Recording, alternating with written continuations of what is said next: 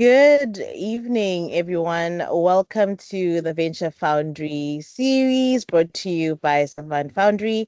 So this is our fourth session, and we're very happy to have you all here. I am Tiggy, and a warm welcome to you all. You are free to keep your cameras You're free to put your cameras on, just so that you can engage, but please stay muted for the entire session, and then you'll unmute when it's time for Q&A towards the end. I'm going to hand over to Thabelo to just introduce our speaker, and then in terms of ground rules, please just keep all questions for the end. Thank you. Thank you, Nziki, and welcome to everyone again. It's great to have everyone on this session again. This is our fourth or fifth session, and it's great to actually engage with the founders and the people that we actually work with on a day-to-day basis. It's again important to note that the aim for these sessions really is to ensure that we curate a quality pipeline for the work that we do. So Savant Foundry focuses on deep tech and hardware founders. However, the work that we do within the foundry does go beyond that particular segment, because the business concepts that we normally teach in programs like the Emerge program, Emerge 360, does transcend the boundaries of deep tech and hardware startups. And anyone who's really building a solution would benefit from a session like this, understanding the investment landscape. We started by looking at, in the previous session, looking at non-dilutive funding. Then we brought a venture fund on our last month session, where they also talked about how it is that they invest commercial funding, which is slightly different from government and other non-dilutive funding. And today we brought Mr. Shandu, who will be talking about the DD, due diligence, and the folder structure, the stuff that it's needed in terms of you being ready to start facing venture capital. So one of the biggest challenges that we noticed, and this is over the years with Mthobisi and I and other Savant team members, is that most of the founders, and this is in South Africa and beyond South Africa, to be fair, are mostly coming from a non-dilutive environment, that is your government funding environment. And there's a term that we came up with called competition or grant junkies. And what that means is that most of those people would get to the idea of applying for funding with government, Technology Innovation Agency, your SEDFA, DTIC, etc. And what that does is that those people look for different fundamentals compared to commercial funders like your bank and VC. And what we see then is that with the limited funding that is out there, most of the ventures fail to get funding. Although it's limited, but they fail to get funding simply because they fail to communicate their business as an investment opportunity. And it's very important that you understand that the type of organization that commercial funders look for. And Mthobisi will be touching on some of those things. And we're looking forward to the session, Mr. Shandu. And over to you. Thanks. Thank you, Thabelo. Good evening, everyone. And thank you, Thabelo, to you and the Foundry team for the invite to speak about such an important subject. I think those in the room who know a bit about Savant will know we have things like the Build program and things like the Emerge program. Those programs were specifically started because we saw a lot of interesting companies come through our deal flow, but when we started looking under the hood, we found that these companies were not investment ready. So I've prepared a couple of slides. Let me just share my screen. Yeah.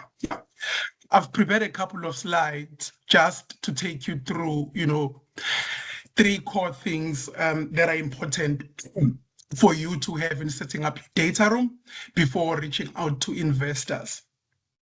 Basically, what we're going to cover today, I'll group it into three buckets. The first one is core documentation. So what actually needs to be in your data room and how should it be structured?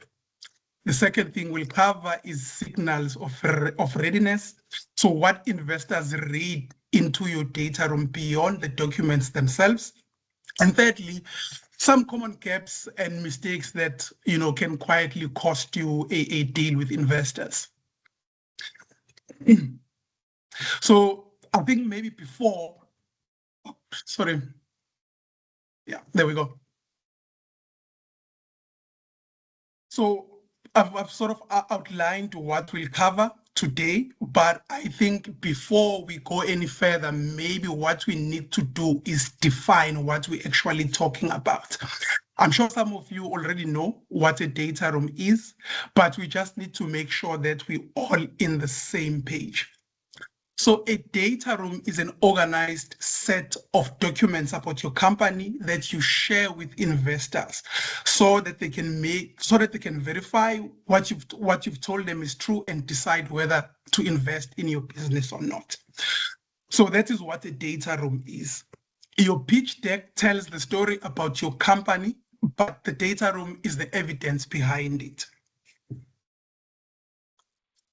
What you're seeing here is a typical VC funnel, right? Or put differently, a workflow that investors use, well, in fact, most investors use from initial application all the way through to investment. You will see that the numbers drop sharply from new submissions all the way to invested.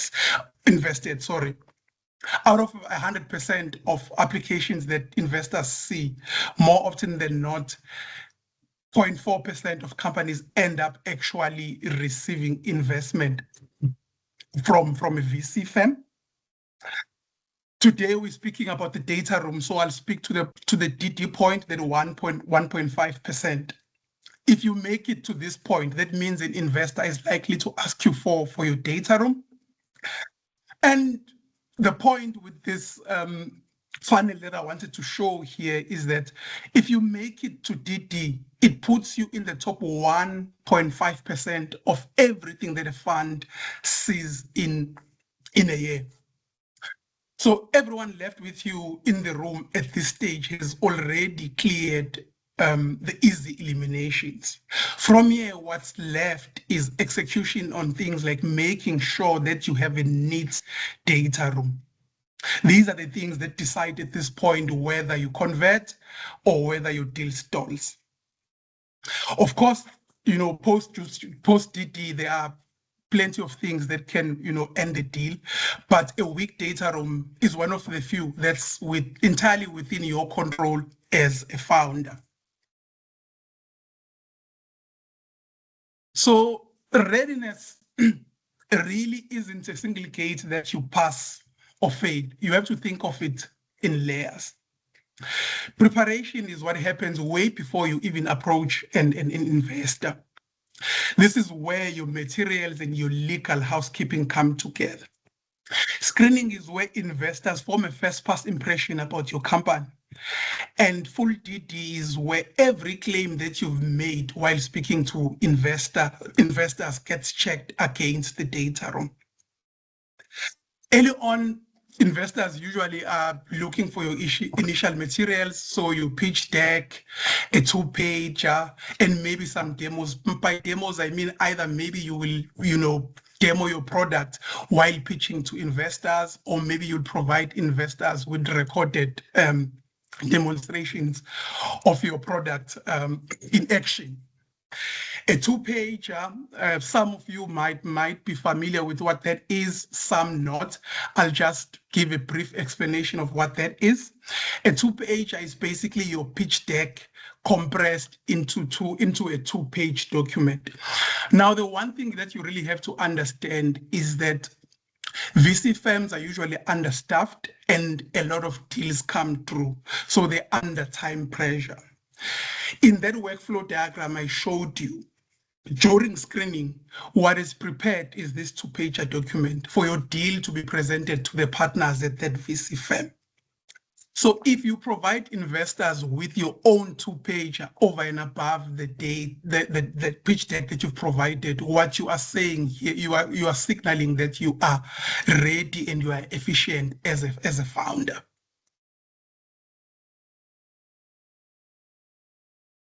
So early on, what investors are looking for is just to get an overview of your business and make a first pass impression. But later on, they will need your full data room. So your data room with your models, cap table, contracts, etc. And once the terms are on the table for you, every number and document gets checked against the data room. The biggest mistake you can make is having either layer ready when investors ask for it. So let's speak about some of the core documentation that needs to be in a data room. The first is your corporate and legal documentation, so your MOI, shareholders agreement, your cap table, board resolutions, IP assignments. Your cap table and your share register need to tell the same story. Investors usually reconcile these two in the first 10 minutes of looking at your materials. And if they don't match, it's a governance issue, it's not a paperwork one. So make sure every founder and early contractor has a signed IP agreement with your company before you start speaking to investors. And the financials, it's things like your financial model with assumptions, your historicals, so be it that your AFS or your management accounts, you need to provide that to investors. Investors need to know how much cash are you burning, how much runway you have. So you need to have all those things uploaded into your financials folder. And a point to note, a model with just outputs and no visible assumptions is a red flag for investors, not a strength. Under commercial, you need to put all your commercial documents in that folder. So if you have signed contracts maybe with customers, you need to put them in there. If you have LOIs, you need to put them in there.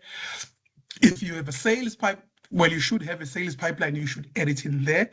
But what you need to be clear about is the difference between signed contracts, verbal commitments, commitments, and pipeline. And the team, that's your team CVs, your organizational chart, vesting schedules, and and ESOP documents if you have an ESOP. Now, maybe just to touch a bit on vesting.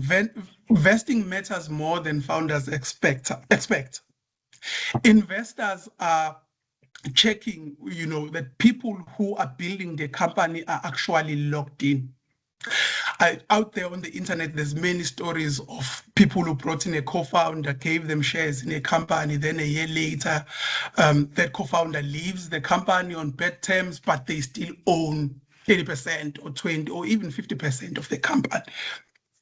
So that is a real red flag that you need to ensure that you address early on.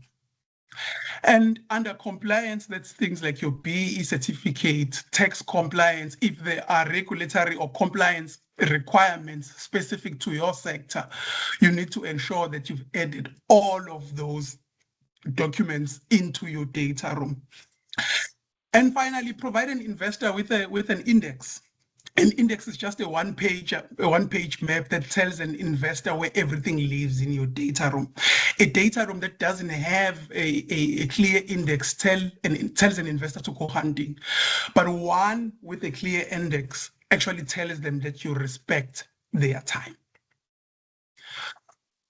So maybe let's speak a bit about how to structure your data room. So there is no single correct way to structure your data room. There are different versions out there that you will see, but most of them will have the documents that are listed in the structure that I'm presenting here.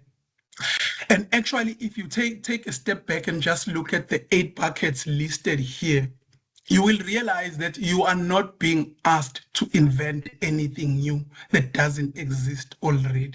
Most of the documents that are listed here are documents that you have. In fact, if you look at all these points, what an investor is asking you for is more details on each and every page of your pitch deck that you submitted. I'll just pause for a few seconds here so that you can have a look at what I've listed here.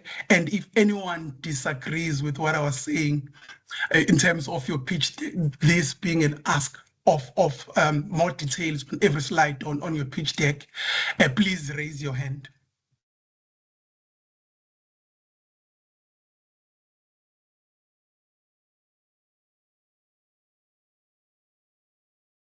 I see there are no hands up. I will take that as a yes.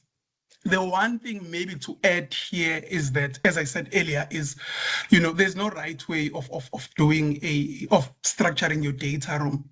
For example, on what I've presented here, number 8 and number 1 can be combined into one folder. If, for example, in your business there is an impact element, you can add a folder that will house all your impact-related documentation in your data room. And some investors might actually send you an empty folder structure for you to populate, but investors are more than happy to accept a data room that you've created and you share with them. In fact, that's usually viewed positively by investors. Now let's just go through some of the signals of investment readiness when investors are looking at your business. Investors are doing 2 different jobs when they go through your data room, not one. The first one is verification. They are verifying whether what you said in your pitch deck and when you were pitching is true. Do your financials reconcile? Does your cap table match what's on the share register? Do your IP claims hold up? Validation is checking whether the underlying business actually makes sense. An investor is checking whether the model is viable and scalable. Do the assumptions hold up? And does it really fit their investment thesis? This justifies the upside that an investor is betting on. Everything that we are about to cover on the next slides speaks to one or both of these jobs that investors are trying to accomplish. So what is it that investors read into your data room? The first one is speed and completeness. So how fast you produce a complete data room after being asked is a data point on itself. Consistency. If there are any mismatches between what you said to the investors when you were speaking to them versus what's in your data room, it doesn't read as a rounding error. If there are mismatches, this creates a trust problem with investors. Under governance, it's things like informal decisions and incomplete paperwork. And these tend to surface when the company is most under pressure to look solid. An example would be you bring in a co-founder or a key hire, but there's no employment contract, there's no vesting schedule. Those are red flags for investors. And lastly, maybe, ensure that you have realistic assumptions. So your growth and unit economic assumptions need to hold up under scrutiny. That says to investors, you understand your business, not just the pitch. And one thing to note is that these can't be faked. Together, they show whether your pitch and your reality are the same thing. Now, maybe let's look at some of the gaps that we usually see when we receive data rooms from founders. The first one is messy cap tables. You go through a data room, you find a cap table, sorry, that doesn't reconcile with the register. Or you received money from an angel investor or from a family member, but if we look at your cap table, that person is not listed there as a shareholder in the business. I think I touched on no founder vesting briefly earlier, but I thought let me reiterate this point. This reads as a governance cap. It's not a footnote. It raises questions. What happens if that co-founder you've brought into the business leaves after year one? The other one is AP assignments. So if it's not clear whether the company owns the product or the brand, and this is especially true if it was built before you incorporated the company.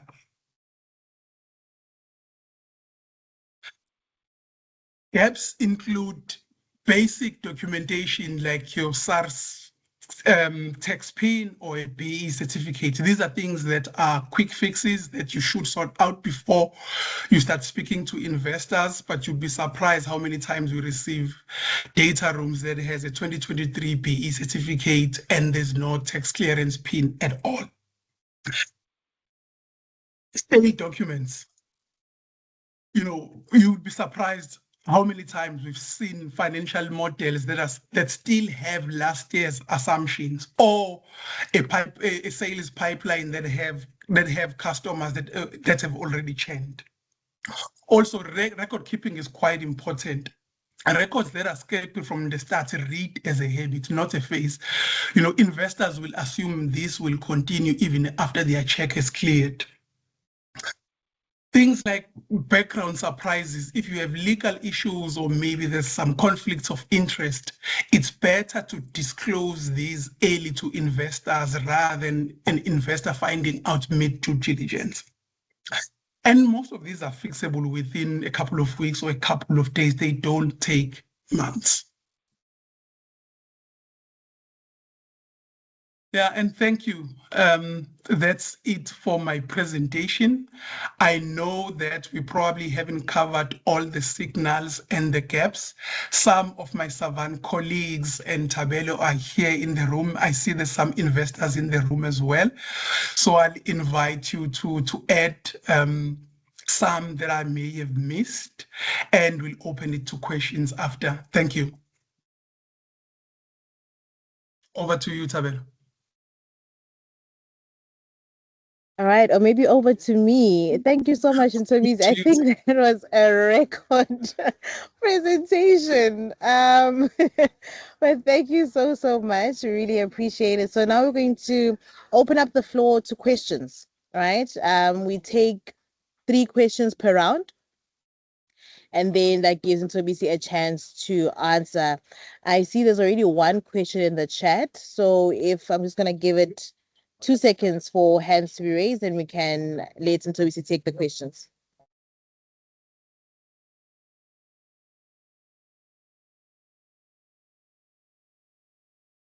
There's a hand from Fourth Element, Ntsiki. Yes, I just wanted to see if there's another one. But okay, so let's take these 3 questions. All right. So the one in the chat is, does South Africa have suggested or recommended vesting schedules? Then the second question would be from Fourth Element, and then the third question from Maria. Fourth Element, you can go ahead and unmute and ask your question, and then Maria, you can do the same thereafter. Then once those 3 questions have been asked, Mthobisi, you can go ahead and answer them. Thank you. Good evening, everybody. Can you guys hear me? Yes, you're audible. Okay. Going through the investment tech. I also only recently learned that it's called a data room, but I just wanted to know, like, where does the term sheet go? And like, because most of the investors that we engage with, they always asking us like, term sheets, have you already signed any term sheets? And like, they always focused on the term sheet, and yeah. So I'd just like to ask about that and like the crucial documents and where is it in the pack and where yeah, where does it fall under? Thank you.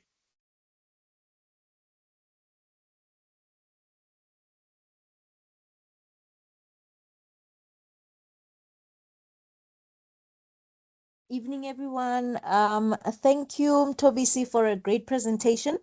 I've also recently learned about data rooms. I just need to understand. So when you say a data room, do you entail like um, uh, uh, um, a document that would comprise of all the information that you have shared with us that a data room would contain, i.e., a presentation, i.e., whether it's a Word document, obviously, PDF, containing all of that information, a business plan, a comprehensive one. If you can just clarify that for me, thank you.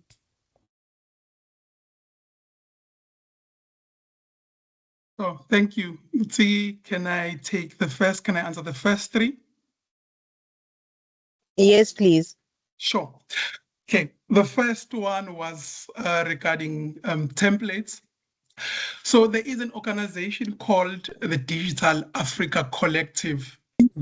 What they've done is they've created a whole lot of templates for the African environment that founders and investors can use. There's been input in all those documents from investors across the continent, including South African investors, including Savant. So that's a very good resource for you to get templates of documents that you don't have. But if you are in an acceleration program or in an incubation program, you can always ask that accelerator or that incubator to provide you with templates of those documents. Then the second question was around the term sheet, what a term sheet is.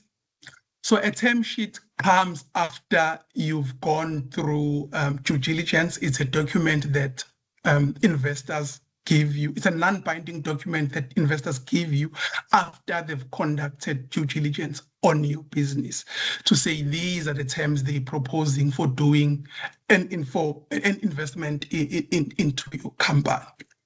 So when someone is asking you for a term sheet, what they're asking is there someone who's already close to committing money to your business, if I can put it that way. Then the third one was around what a data room is. So Maria, the documents that you counted are documents that need to be inside your data room. What a data room is, it's basically a set of folders that have all the documents that we're talking about. So business plan needs to be inside your data room. If you have a pitch deck, that's a document that needs to be inside your data room. So it's folders that you create. Be it if you're using Microsoft, then it will sit on SharePoint. If you're in the Google universe, it will sit on your Google Drive. But in short, a data room is a set of folders that have all the necessary documents that investors require from you in order for them to be able to get a better understanding of your business.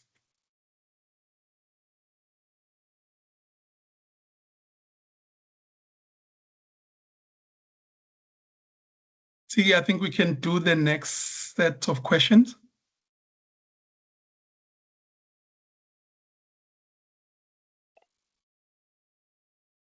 I'll just be the voice of the last question, Mr. Mtho. There was somebody who's, I think it's quite an important question as well, where I think it was Kekana, she was asking a question around understanding what a data room is, whether it's one document, a folder, it's one document or it's a folder. So she wanted to understand, around that. Maybe if you can speak to that. So I thought I had already covered it, but covered it. Oh, sorry, I missed that. I missed that. that. Sorry, I missed it. Maybe let's ask Maria. Maria, did I answer your question fully? You covered it perfectly. Thank you very, very much, Mthobisi. Perfect. Thank you. Okay.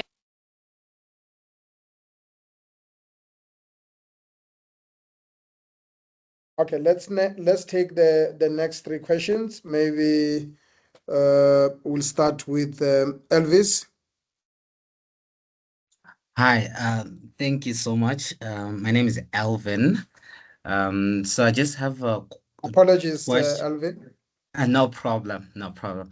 So I'm gonna ask a new question, but I just needed clarification on the first question I asked as well.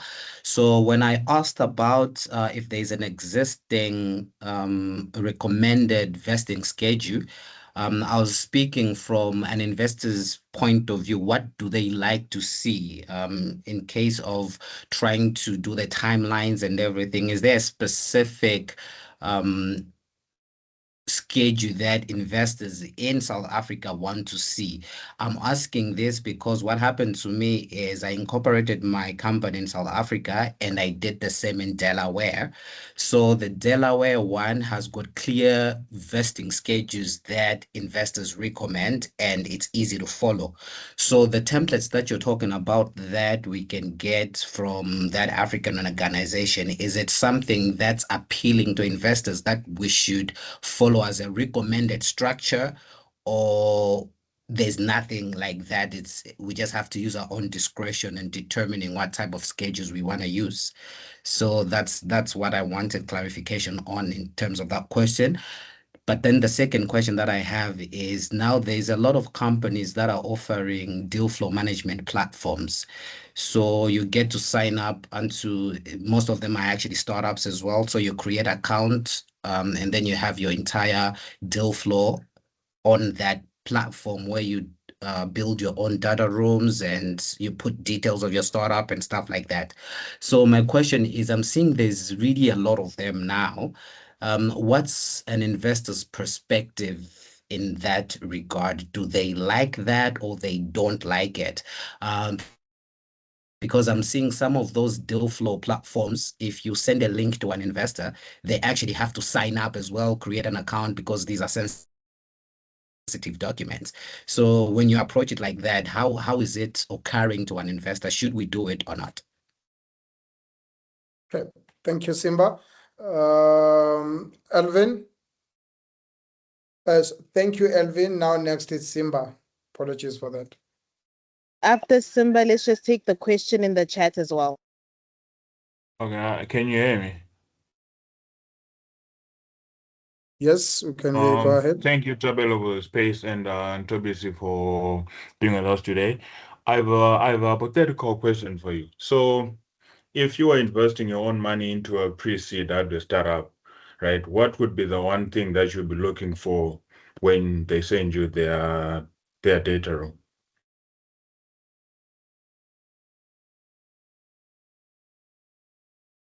Okay, thank you. And then in the chat, we just have a comment that says from Flo that says maybe he can say something towards estate planning, considerations for continuity purposes for both solo founders and co-founders. Thank you, Mthobisi. You can take those three. Oh, thanks, Tsigi.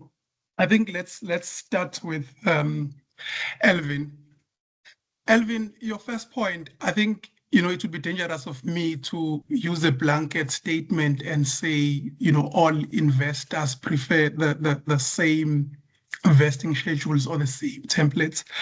Some investors might accept a US structure, for example, here in South Africa, right? But some might have issues with that. But what you will find on the DAC website is templates that are used throughout the continent. So they're quite useful in that regard, especially if you're raising from African investors. Then your second point around platforms. Yeah, some VCs use platforms, but I don't know many that do. More often than not, VCs still prefer, deal flow to come through their online channels or through referrals. But there are VCs who use some of these platforms, but not all. So, it's I think as a founder, if you are raising capital, maybe before you register on a platform, just try and do some DD on them just to, get a sense of whether there's investors who are sitting on the other side to receive your information.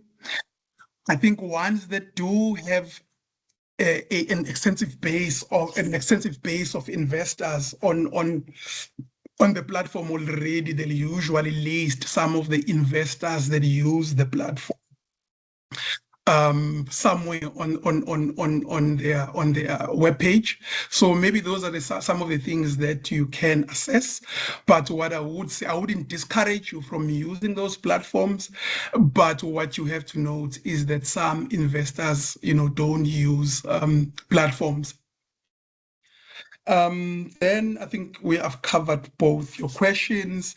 I've forgotten the second one. Thabelo, do you want to remind me what the second one was?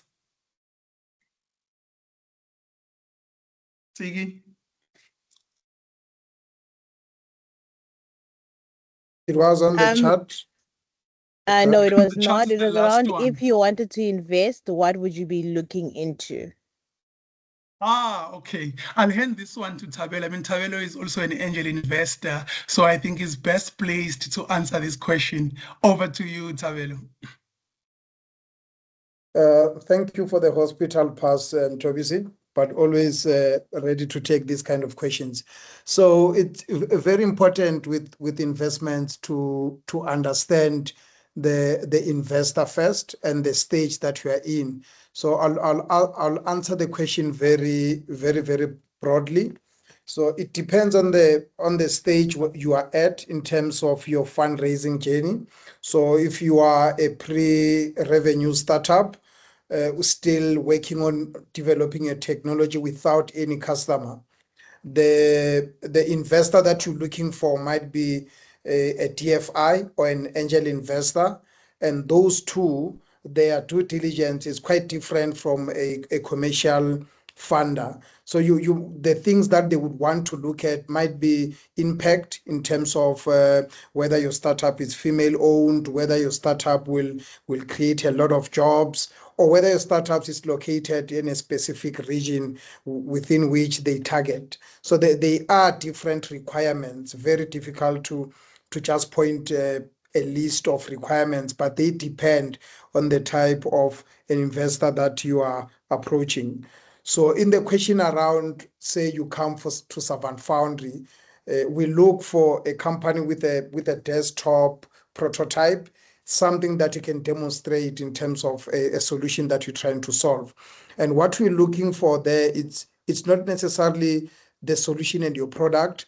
What we look for first is whether you understand the problem that you're solving.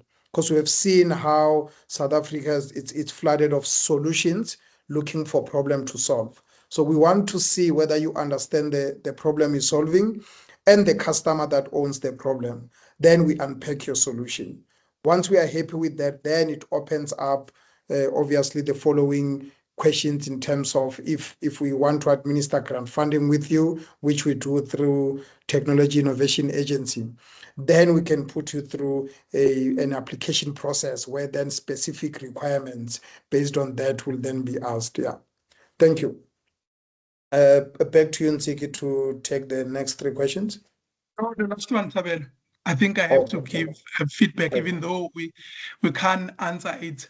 The third question was around estate planning and I think that is a question that we can't answer in this chat. It's something that one needs to either consult legal or estate planning firms rather than a VC firm. We could share our views, but obviously there's legal consequences around these things. So apologies, I can't give you a direct answer to your question, but my guidance would be rather speak to people who are in the legal space or in the estate planning space. Over to you, Nsigi. Okay, I see we have a hand Okay, raised. I see there's you a can hand. take over.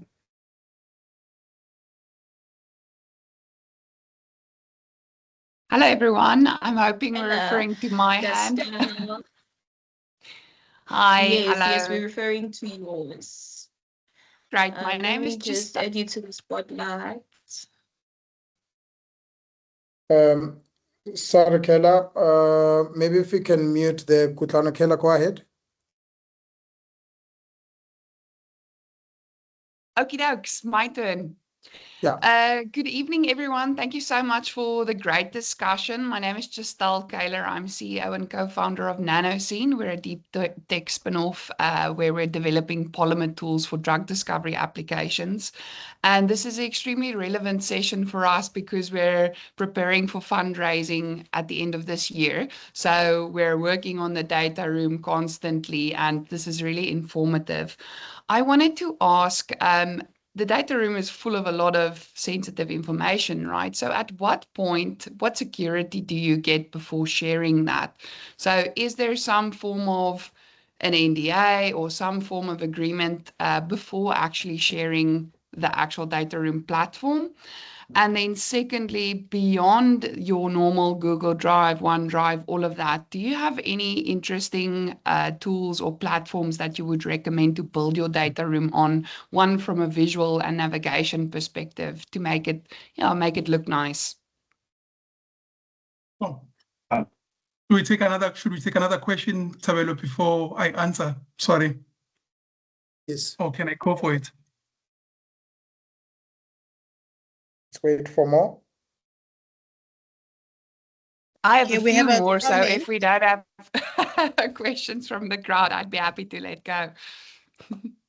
Yeah, let's just see. I know that Elvin has asked a question as well. Let's just see if we can get different hands. If not, then we'll circle back to you. Perfect.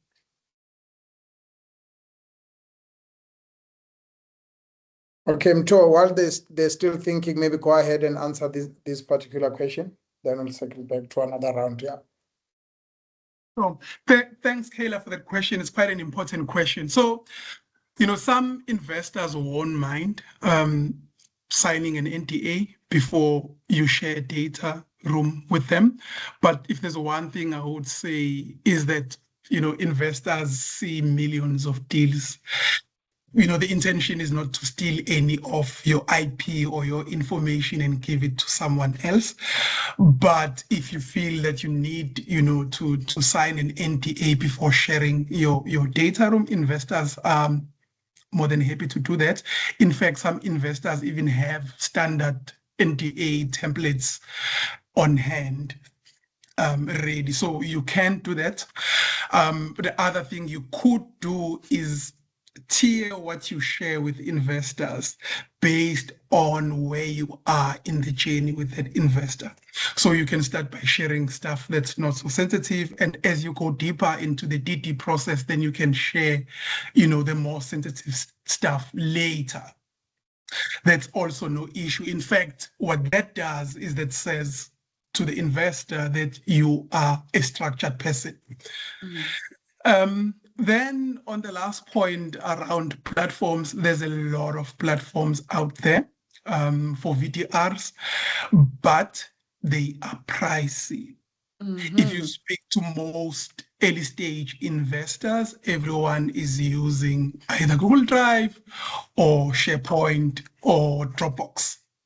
So in the early stage space, people are using mostly those three, but there are platforms like Carta but they are expensive.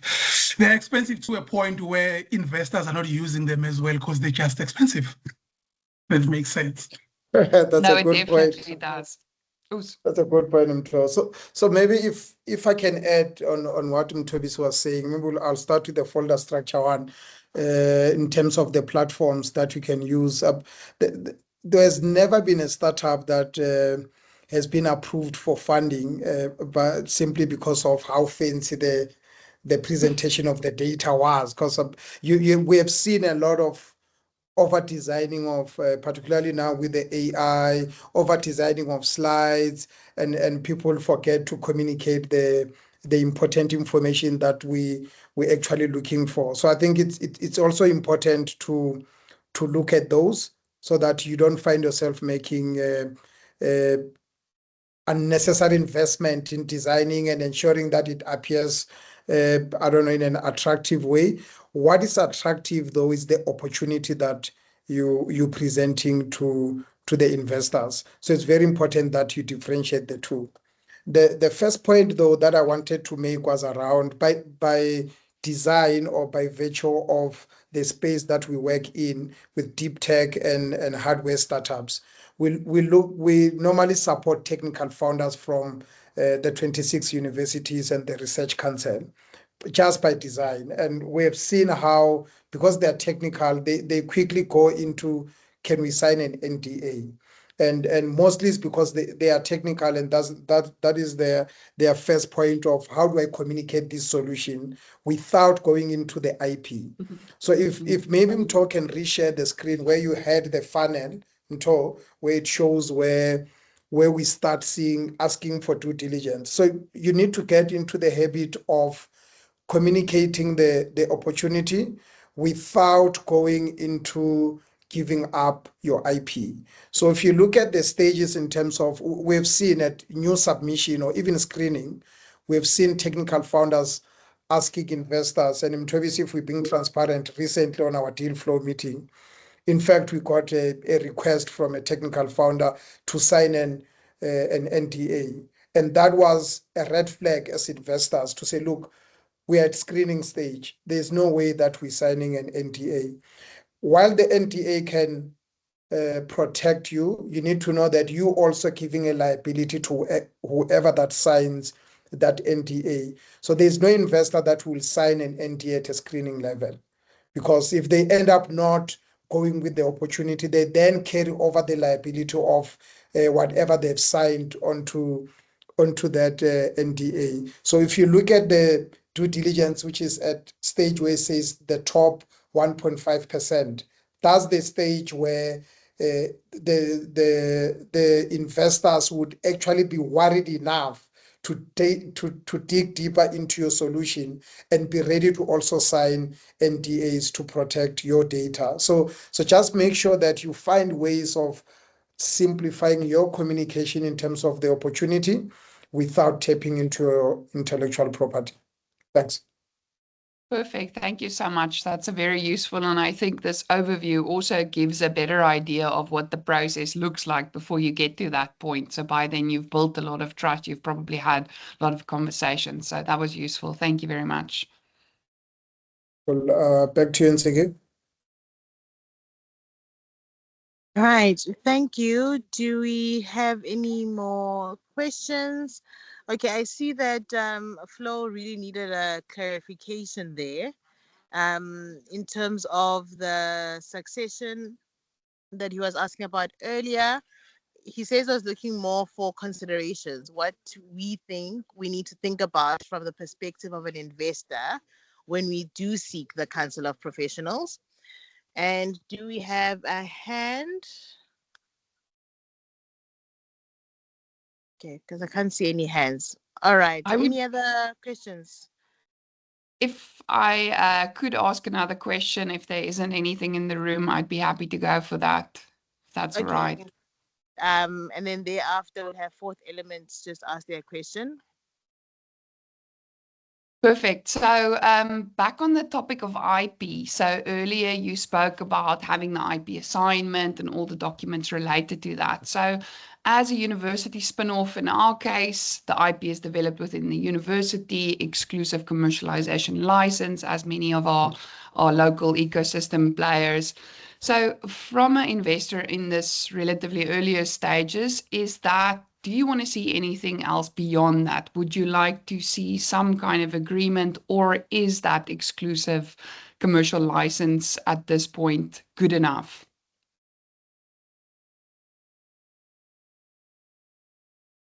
Do you guys see there's one more hand up, or should we?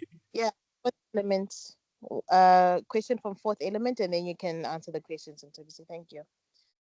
Fourth element, you can unmute and ask your question. Good evening, everyone.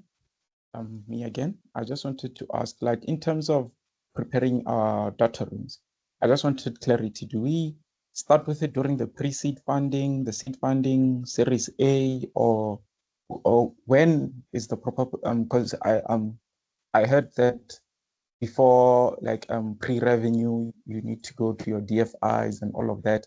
But I just wanted to understand, where do you now need to factor in your data room so that it can correlate, like the pipeline can actually flow through? Because there's the, I'm sorry to state this on air, but I've noticed that, I'm not saying it, one of our technologies, it was under the most of our technologies were through the Technology Innovation Agency and SANEDI.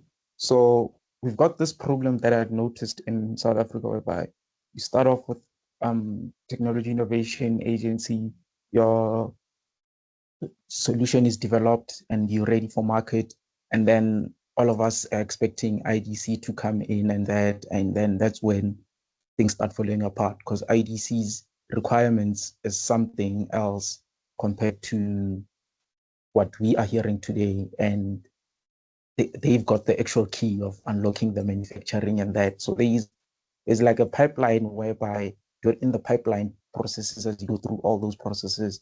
And from there, we're taken from Technology Innovation Agency to SANEDI, where we started having access to the market and now implementing our technologies in the different municipalities and state-owned entities. But then, like, there's this, I don't know if it's a chokehold or gap, but it normally comes in when IDC comes in, and now we try to pivot and go to private investors, VCs, and then you find that like the data rooms and all these things start clashing. So that pipeline, if you can just clarify it for me. So yeah, that's my question. Thank you. Thank you, everyone. Thank you for your time. Oh, thank you. Thank you. I think I'll start with the last one. So the folder structure that I showed you, I think this session is recorded, but happy to send that folder structure to Ntsiki and she can share it with everyone or whatever works. But what I wanted to say about it is that what I presented would typically work either for a pre-seed business or for a seed stage business. As your business grows, the requirements also get more complex. But what we presented today was basic enough for a pre-seed or a seed stage company. But the one thing you need to know, as I said earlier, as your business grows, the requirements, the documents required to be in your data room increase. Then I will go on to Taylor and tell the IP question. I'll start with the IP question.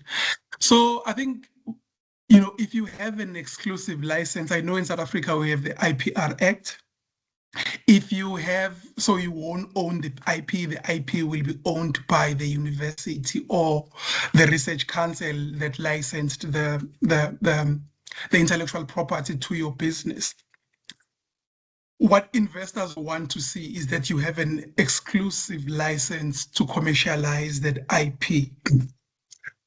In fact, an exclusive license is a sweet spot, because if you get a non-exclusive license, what that means is that that same piece of IP can be licensed to someone else.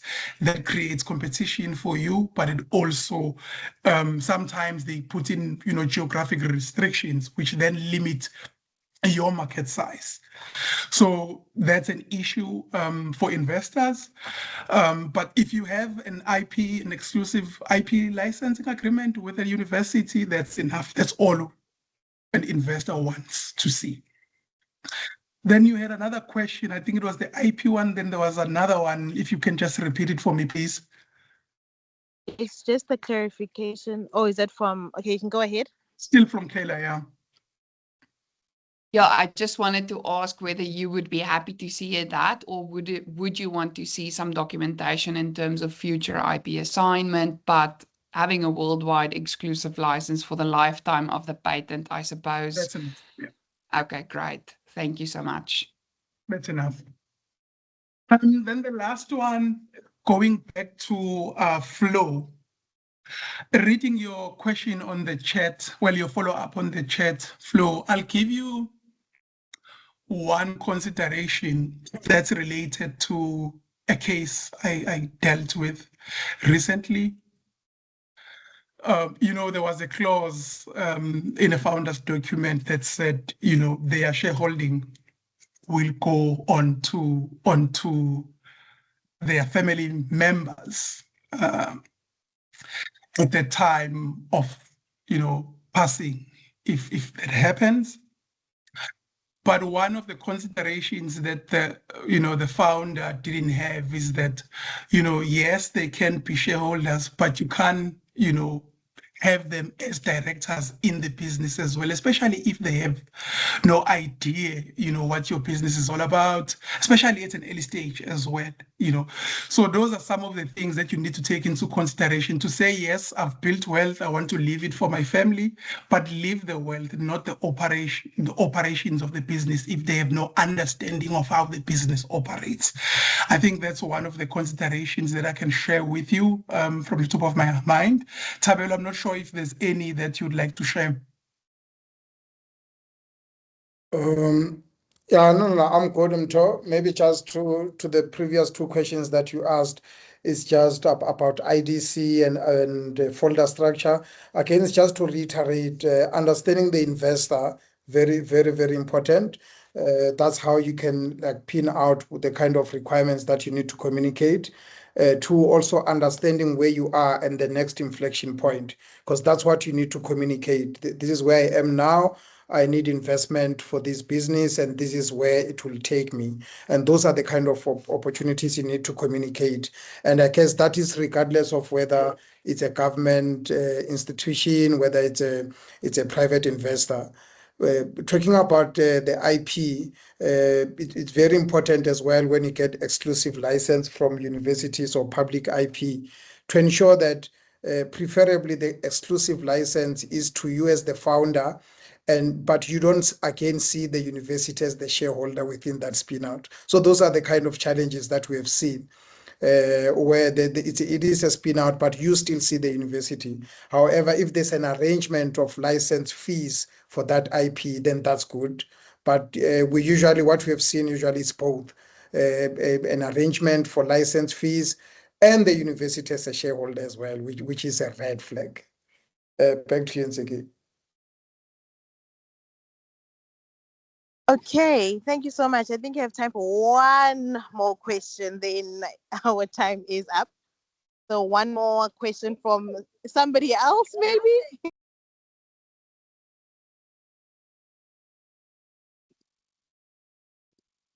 Okay, it doesn't look like there is any. Okay, you can ask your final question, just one, only one question.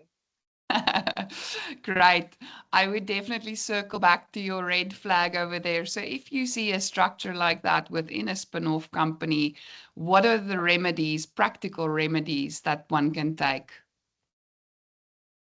So I mean, I'm happy to have the conversation offline, Kayla, because that is a more broader challenge at a university VC ecosystem level that we can discuss. But it's just to ensure if you've got a good relationship with the university that you are in, then the sweet spot is to have a licensing agreement where you will pay a certain amount for the license fees, and the spin out is just the founders that will drive the startup. We've seen where the profs within the university want to own 20% because they've researched this since the last 15 years. And you will good luck to get investment from a VC with that kind of setup. So we can have you can send us an email. Maybe we can jump onto a call for specifics around that. But yeah, I think we can take that offline. Thanks. Awesome. Thanks so much. Emphasis on exclusive license. Okay, Perfect. Thank you, everyone. Thank you so much. So that is all the time we have today. Actually, Mthobisi, initially I thought your presentation was too short, but it makes so much sense because there were so many questions. So thank you, actually, because you gave time for people to ask questions. I hope everyone enjoyed the session. Thank you so much. Please make sure to follow us on LinkedIn, Savant Foundry, and this recording will be uploaded on our YouTube channel. So Savant Foundry on YouTube, and you'll be able to catch up on all of this. Thank you so much. Have a fantastic evening, everyone. And Mthobisi, again, thank you so much for giving us your evening to do this. Have a fantastic evening, everyone. Keep well. Bye. Thank you. Thank you, Cheers, team. everyone. Cheers, everyone. Cheers. Thanks so much.